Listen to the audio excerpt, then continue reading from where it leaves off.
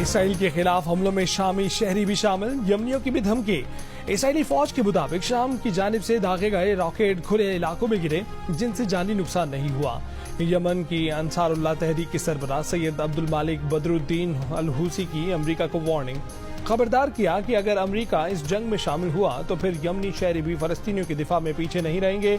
Israel पर बारूद भरे ड्रोन और रॉकेटों से हमला किया जाएगा। यूक्रेन के खिलाफ जंग में कामयाबियां समेटने वाले चेचन लीडर रमजान कादरोफ ने भी फलस्तीनियों की हिमायत में दस्ते भेजने की पेशकश कर दी।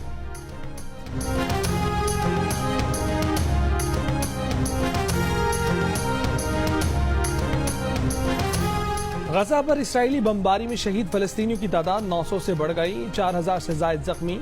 इसराइली वजीर दिफा का फजाई कार्रवाई के साथ गजा में कार्रवाई का ऐलान, कहा कि जमीनी कार्रवाई पहले से ज्यादा शदीद होगी।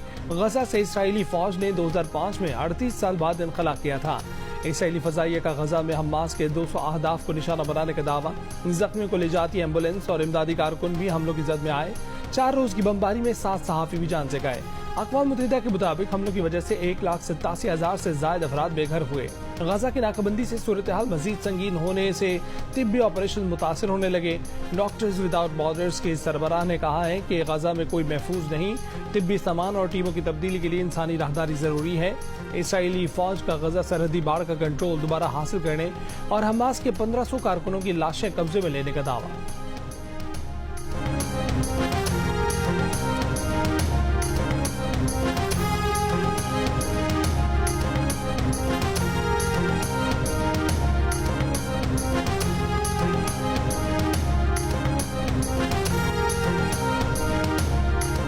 गजा पर हमलों के जवाब में हमास का इसराइली शहर अस्कलान पर रॉकेटों से हमला। अल-क़साम ब्रिगेड का तेल अवीव के बेन गुरियन एयरपोर्ट को भी मिसाइलों से निशाना बनाने का दावा। हालांकि इसराइली की तादाद 1100 से तजावज कर गई। इसराइली फौज की हिजबुल्लाह से झड़प में इसराइली फौज के 300 ब्रिगेड की डिप्टी कमांडर की हलाकत की भी तस्दीक। यमन के हूसियों ने गजा को रेड लाइन करार दे दिया। हमास और अल-क़साम ब्रिगेड को मदद की पेशकश कर दी। अमरीका को भी वार्निंग दे दी कि गजा में मुदाखलत की सूरत में ड्रोन और मिसाइलों से जवाब दिया जाएगा।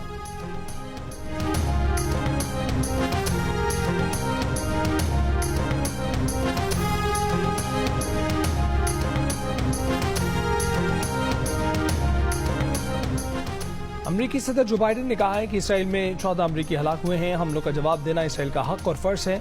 हमास ने अमरीकी सदर का बयान जंगी जराइम पर पर्दापोशी करार दे दिया। अमरीकी वजीर दिफा लॉयड ऑस्टिन ने कहा है कि अमरीका के पास कोई सबूत नहीं कि हमले की मनसूबाबंदी या उस पर अमल दरामद में ईरान बराह रास्त मुलव्वस है। अमरीकी महकमा खारजा के तर्जमान मैथ्यू मिलर का कहना है कि अमरीकी वजीर खारजा एंटनी ब्लिंकन कल इसराइल के लिए रवाना होंगे, जहां वो जुमेरात को अमरीकी वजीर खारजा इसराइली क़यादत से मुलाकात करेंगे। तर्जमान व्हाइट हाउस जैक सलिवान ने हमास के हमले के बाद से 20 या उससे ज्यादा अमरीकियों के लापता होने की तस्दीक कर दी।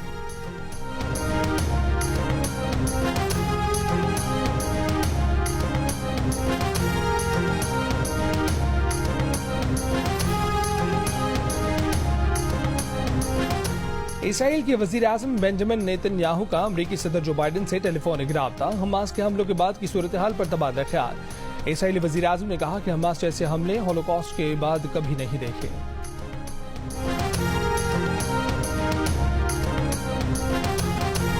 फलस्तीनियों की हिमायत में मुजाहिरों का सिलसिला दुनिया भर में फैल गया। बरतानिया के शहरों लंदन और कैम्ब्रिज में भी रैली, फ्रांस के मुख्तलिफ शहरों में भी मुजाहरे, अमरीका की रियासत न्यूयॉर्क, इलिनॉय और वाशिंगटन में रैलियां, कनाडा के मुख्तलिफ शहरों में भी फलस्तीनियों के हक में आवाज़ें बुलंद। उर्दन, ट्यूनिस, मराकेश, यूनान, कोसोवो में भी रैलियां।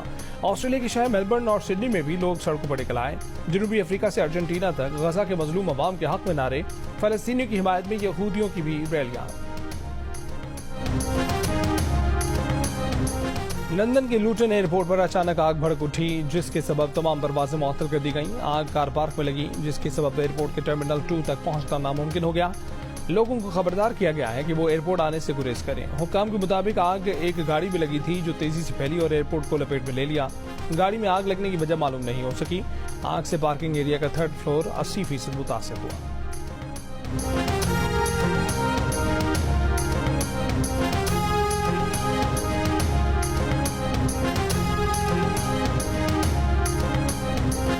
सिक्योरिटी फोर्सेज के खैबर पख्तूनख्वा 2 मुख्तलिफ ऑपरेशन में 2 दहशतगर्द हलाक हो गए। ISPR के मुताबिक कार्रवाइयाँ डेरा इस्माइल खान के इलाके कराची और शिमाली वजीरिस्तान के इलाके मीरनशाह में की गई। दहशतगर्द सिक्योरिटी फोर्सेज पर हमलों में मुलव्विस है। हलाक दहशतगर्दों से असलहा और गोला बारूद बरामद कर लिया गया।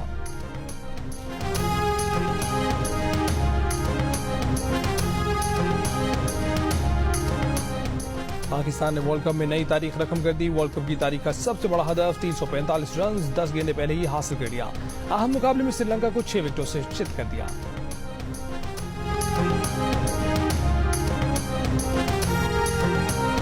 वतन वापसी के लिए नवाज शरीफ का सफर आज शुरू होगा। सऊदी अरब पहुंचकर उम्रा अदा करेंगे, मदीना मुनव्वरा जाएंगे। नवाज शरीफ के पाकिस्तान आने के लिए दुबई से स्पेशल तैयारा बुक करा लिया गया। जराये के मुताबिक खुसूसी परवाज को उम्मीद पाकिस्तान का नाम दिया गया है। नवाज शरीफ के साथ लीगी कारकुन और सहाफी भी होंगे।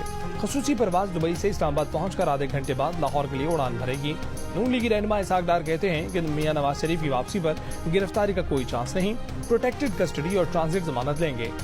इलेक्शन में नून लीग का बयान यह होगा कि मईशत की बहाली बेहतरीन इंतकाम है। प्रोजेक्ट इमरान के किरदारों पर सच्चाई कमीशन हमारे एजेंडे में शामिल है। कोई ऐसा इकदाम नहीं करना चाहते जिससे इंतकाम की बू आए। बरतानिया की लेबर पार्टी के सरबराह पर चमकदार मवाद फेंक दिया गया। सर कीर स्टार्मर पर ग्लिटर फेंकने वाले शख्स का कहना था कि असल जमहूरियत वो होती है जिसमें क़यादत शहरी करें। सर कीर स्टार्मर पहले घबराए, फिर कोट उतारकर और आसीने चढ़ाकर खिताब किया। कहा कि ऐसी चीजें उन्हें मुतासिर नहीं करती क्योंकि ऐसा करने वाले उन्हें जानते नहीं हैं। सर कीर स्टार्मर पर ग्लिटर फेंकने से लेबर पार्टी लीडर की सिक्योरिटी पर सवाल खड़े हो गए।